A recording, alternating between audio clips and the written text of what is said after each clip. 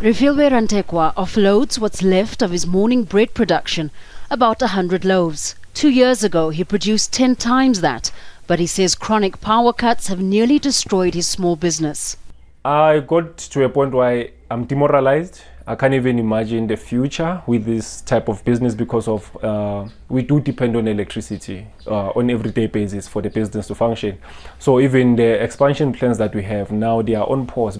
Escalating operational costs like purchasing diesel generators and slower trade means more than 2/3 of township businesses have shut. At the time of the last elections in 2019, the electricity crisis cost the South African economy at least $2 billion.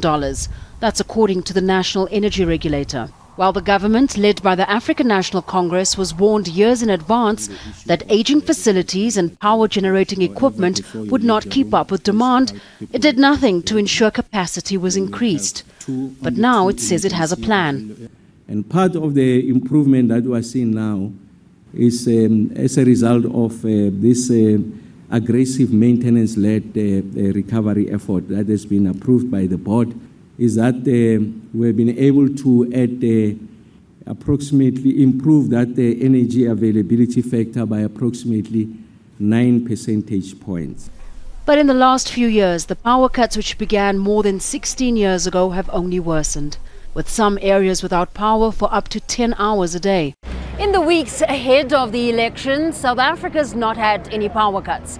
The government says it has nothing to do with the vote and that it's managed to improve power generation. Even if that is the case, it may for many voters play in the ANC's favour, but it may also be too late for others. Aside from the scheduled power cuts, areas like this in Soweto have not had any electricity for months. And as we talk, people here become angrier. So we're not going to vote. I am not going to vote. And I don't think I see you go vote. Who's going to, who am I going to? No one, because they keep promises, empty promises.